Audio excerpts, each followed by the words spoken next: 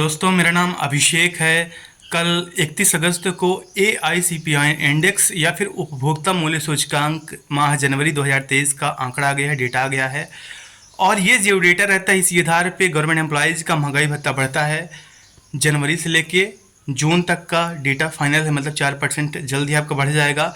लेकिन जो अगले साल 2024 जो जनवरी से बढ़ने वाला है, उसका डेटा इसी आधार पर निर्धारित होता है जो अभी बढ़ रहा है, ठीक है ना, जुलाई से लेकर दिसंबर तक।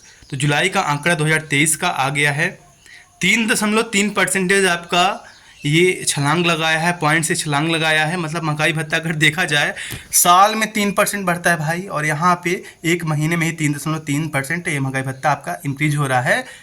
तो इसे हम पॉजिटिव तरीके से देखें या नेगेटिव तरीके से देखें, क्योंकि ये जो महंगाई भत्ता आपका बढ़ेगा, ये महंगाई भत्ता नहीं बल्कि महंगाई बढ़ रही होती है।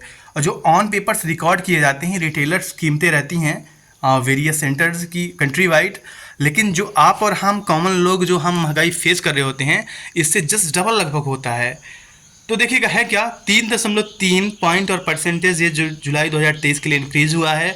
और अगर मैं इसे समराइज करूं, मैं डिटेल में कुछ टाइम बाद में आपको कंप्यूटर स्क्रीन पे बताऊंगा, लेकिन अगर देखा जाए कि महंगाई किस हद तक बढ़ी, किस कदर बढ़ी है, कौन सा सेक्टर आपको सबसे ज़्यादा मारा है, तो आप ये मान सकते हैं कि आपका जो थाली है वो छीन गई है, आपके मुंह से निवाला छीन लिया गया है।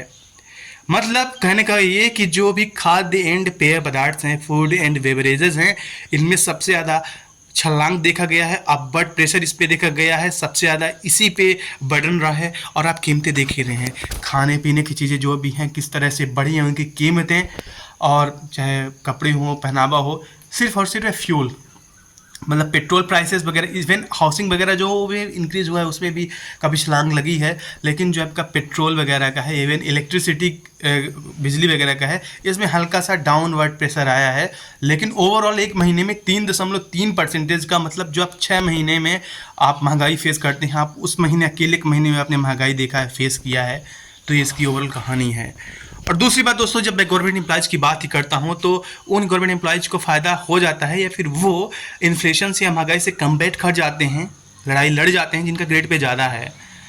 जिनका मान लीजिए कि जो क्लरिकल कैडर है, they have qualification, they deserve higher grade pay, लेकिन आज उनका ग्रेड पे बहुत कम है। और जब वो उनको महंगाई भत्ता कभी मिलता है, जब उनको वो अगर मान लीजिए 3.3 अगर इन्फ्लेशन रहा है, अगर उनको रिवॉर्ड भी मिलता है, महंगाई भत्ता भी इंक्रीज होता है, तो असल में महंगाई जो फेस कर रहे होते हैं तो वो कहीं ना कहीं उनकी अर्निंग से कहीं ज़्यादा होती है। तो एक क्लरिकल कैडर और लिपिक जो मध्य प्रदेश का है, वो ऐसी महंगाई में सर्वाइव नहीं कर पाएगा, ना कर पा रहा है। दोस्तों, मैं डिटेल में बाद बताऊंगा बाद में कि ये आप अच्छी या बुरी जैसी अपडेट माने, क्योंकि महंगाई तो हम सभी झेल ही रहे हैं, लेकिन जो डेटा है उसमें ग्रोथ हुई है। और दूसरी एक साइड में अपडेट ये भी है कि अगर ये 50% हो जाता है आपको डिनर अलाउंसेस, तो मे भी कि बेसिक पे फिर से रिवाइज कर दिया जाए, जैसा कि पिछले डॉक्यूमेंटेशन में पहले के वर्षों में बोला गया है।